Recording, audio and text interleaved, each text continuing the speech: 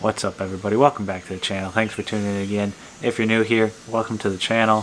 So today we're going to be going on day 2 of the hub install or hub swap on my 2000 F250. Where we left off last time is got the hub off, got it all taken apart and broken down, and I was looking at the axle shaft and it looked like it had a little too much play in the bearings or the seals that it had, and it looked like we were missing the thrust washer. So I have good news on the second part of that.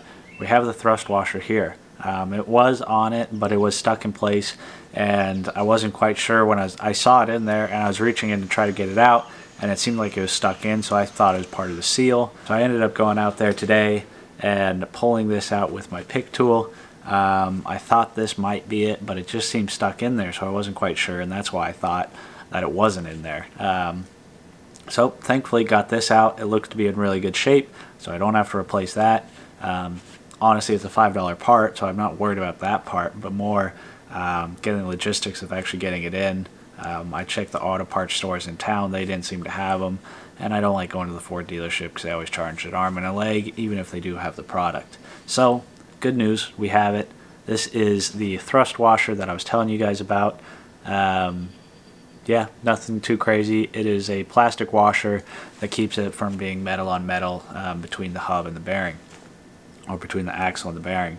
So I'm going to go through and actually clean up the whole hub or spindle assembly and axle, and kind of get a better look at what condition the seals are in, and what condition the U-joint's in. See if it's worth my time to actually pull it out and replace all that stuff. I have it available. It's just kind of something that I don't really feel like doing, and if it looks like it's in good shape, I probably won't. But I'm going to go through, clean it all up, and give myself a better look at what it actually looks like inside, and then we'll take a look at it together.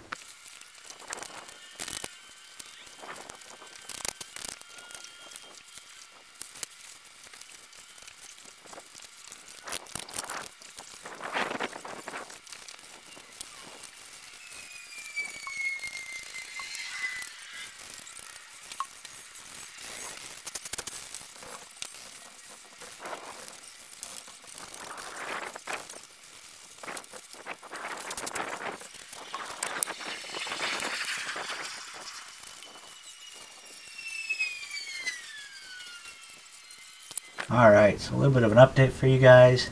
I went through, checked out the bearing and the U-joints and the ball joints behind it, and it all actually seems to be pretty tight. The play that we see in the shaft, from what I've seen online and what I'm looking at, seems to be pretty normal, and that's because the shaft is not actually inside the hub assembly at this point, and without that, the shaft still spins pretty good. It doesn't seem to be grinding. There doesn't seem to be any signs of water inside around the bearing, either on the front or the back side. So I still think it is pretty good. Along with that, the only time this bearing is actually going to be used is when you're in four-wheel drive, and I am almost never in four-wheel drive. And so I've decided to just lube everything back up and start the assembly of putting it back together. At some point down the road, I will plan on redoing these seals. The seal on the back side that was all cracked, that is just a dust seal to help kind of keep dust and debris out of the axle tube. There's another tube down inside the seal as well, and so I'm not too worried about that one either. And this one seems to be in good order.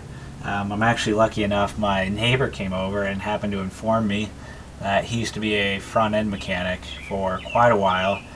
He checked it out, and he honestly said it seems to be pretty good. Nothing I should be too worried about, so that helps my peace of mind a little bit. Like I said, down the road at some point I do plan on replacing this. My actual inner axle tube seal on the other side does seem to have a slow leak, and what that is there's a seal here, the dust seal there, and then there's an actual seal on the differential of the axle itself, and that's what keeps the oil inside the axle. And that is a much bigger job than what this is right here. And to be completely honest, that's probably something I will contract out to a mechanic that I trust, simply because I can't physically get down there and do it all myself, and I don't want to ask somebody else to do it for me for free. It's just not a fun job, and not something I want to ask somebody else to do as a favor. So that being said, at some point down the road I'll probably end up replacing that inner axle seal, and at that same time all these seals are going to be coming out on both sides anyways, and so I'll be replacing all those at the same time as well. Because this seems to be in pretty good condition, I'm going to let it ride until that point. So as you can see, I lubed it up a bit. I'm going to put a little more lube on that thrust washer, put it back on, and start the reassembly process. So to start, we'll put this thrust washer back on, and you will want to put a little bit of lube on the back side of this, or a little bit of grease. So I'll do that. Don't have to be a crazy amount, but get it nice and lubed up. And another thing to note is you are going to want these grooves on one side of it to be facing in towards the axle. So those grooves will face inwards like that, so the smooth side is out. So lube this up. There's also already lube on the inside, or on there, is what in the hub itself, as you saw. So that should be pretty good. Slide that on. While I have this all torn apart, I believe I will actually give it a little bit of a paint job as well. Nothing crazy, just make it look a little fancy and help prevent more surface rust in the future. Stuff the rag down in there, try to eliminate some of the grease getting up in there. I'll do one last little wipe down with some brake clean. Yeah, and I don't plan on going too crazy on this. Just help clean it up a little bit, make it look a little nicer.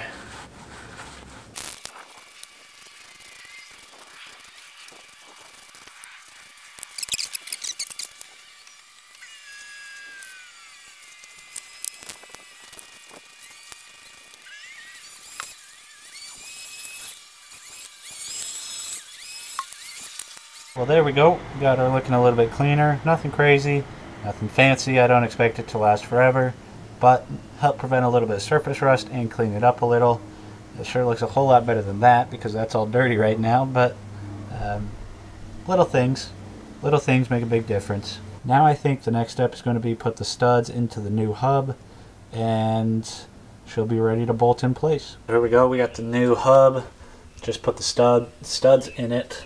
And I actually ended up Loctiting this part of the stud, so hopefully if they ever do get taken off, the stud will stay in the hub and not come out with the bolt like these ones did. Whoever did these, I don't believe it's factory, but whoever replaced this one ended up putting Loctite on both ends of it, and so all of the studs came out on the nuts themselves. And they were a pain to break free, but a little bit of heat seemed to do the job pretty well.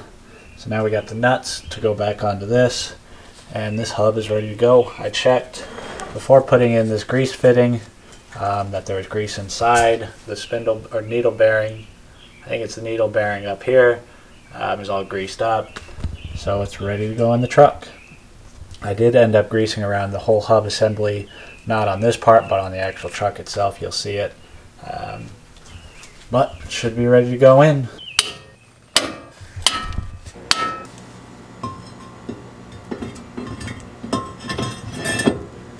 So we got the rotor back in place, getting ready to put the caliper bracket back in place, and like I said, I want to go through and re-lube up these caliper pins, and they actually don't look too bad. They're just held on by this rubber seal, and they are pretty lubed up, moving pretty freely.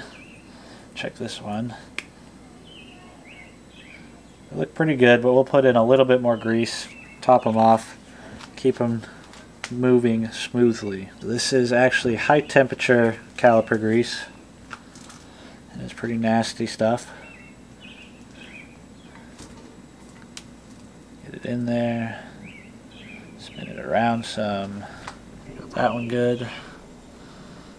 I'll add some to this.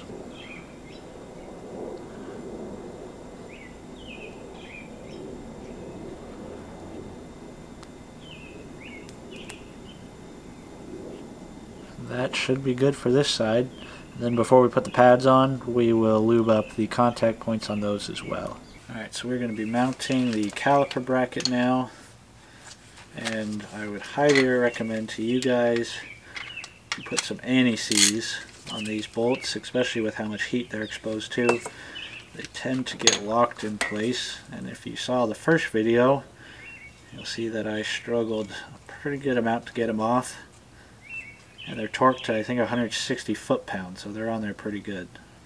Caliper bolt doesn't take a whole lot, and you'll be thanking yourself next time.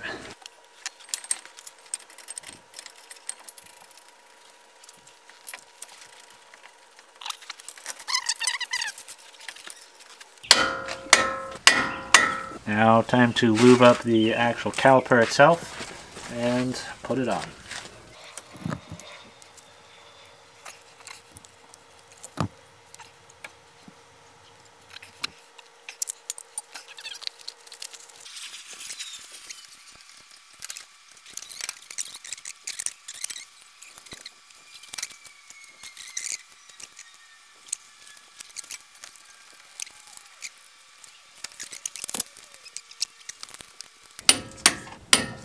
We got all the brakes and everything buttoned up on it.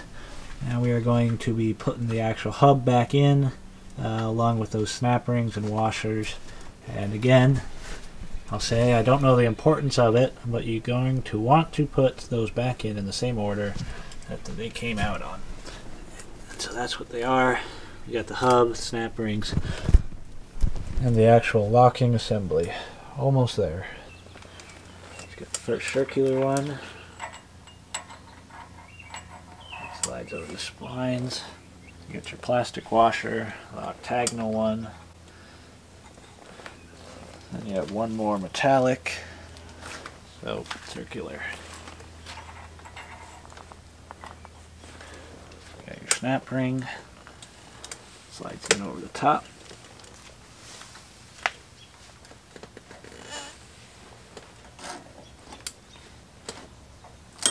So there you go, inside the hub, it's all lined up and looking good. So now we're going to actually put the locking assembly in there.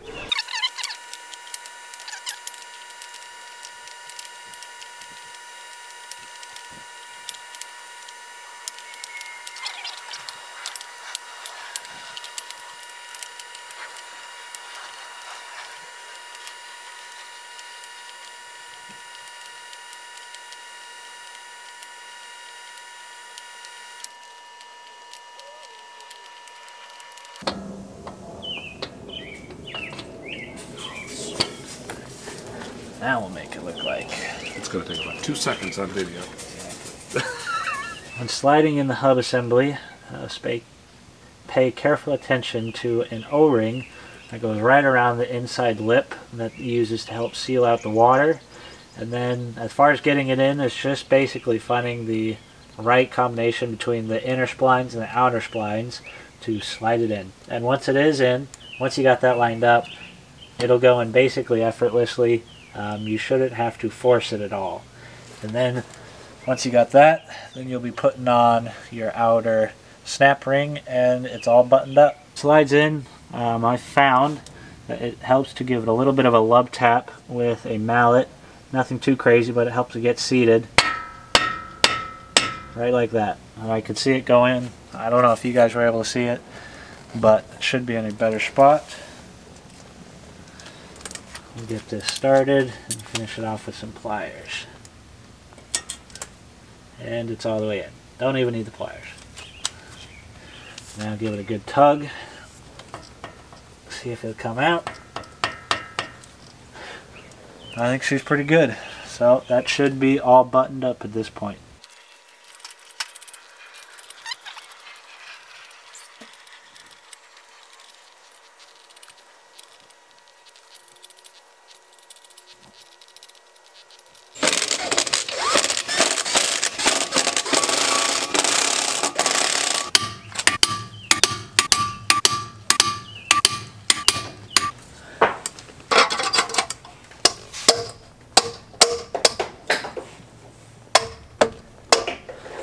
Alright, everything's buttoned up and torqued down. I think we're good for a test drive.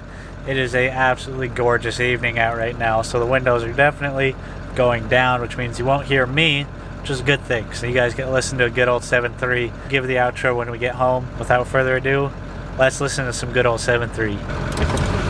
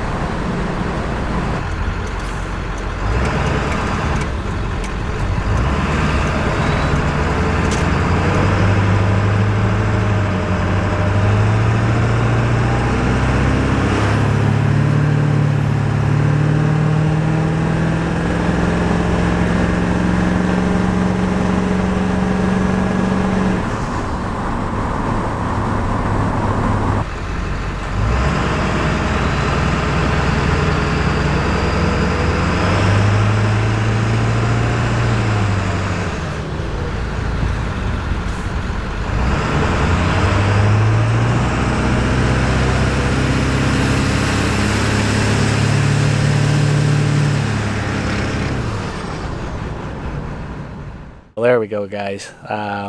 Everything seemed to check out good. Test drive went good. Hopefully you guys enjoyed a little bit of a 7.3 sound. It's always good to let the beast roar a little bit and have some fun. If you made it this far in the video, thanks for sticking around. I really appreciate it. Like I always say, if you guys have some insightful knowledge, or if I missed something or messed something up, of course, feel free to leave it in the comments below. Not only am I still learning, but there's a lot of people out there that are still learning.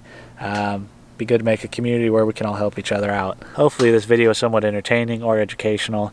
If you think so, please give it a thumbs up. It really helps the channel grow. All your guys' interaction with the channel, comments and likes, helps YouTube to really start sharing this channel more and more, turn it into a bigger thing. We're coming up on 1,000 subscribers, which is absolutely awesome. I couldn't thank you guys enough for it. Should be there within a week, which is absolutely awesome. 1,000 subs is kind of that first big milestone for any YouTuber. It's where a lot of things start changing, a lot of things can happen. So thank you guys all for my current subscribers for helping get me here. I think we're about 40 away, maybe a little less. So we should be here within a week. So thank you all. If you're new here and you're not subscribed to the channel, I encourage you to subscribe. Got a lot of stuff already done to this rig, a lot of stuff planned, and I should be making a really big purchase sometime here pretty soon. So I wouldn't want you guys to miss out. Should be making a real big purchase here in the near future. Something I've been looking forward to doing for quite a while, basically since I got it. Leave your comments down below if you have any guesses what it might be. It should completely change the look of this truck. I'm super excited. So if you're new here and you're not subscribed to the channel, I encourage you to subscribe. I think we're going to end this video here. It's an absolutely gorgeous evening. I'm going to go clean up, spend some time with my family, and relax for the rest of the night. I'll catch you guys on the next video.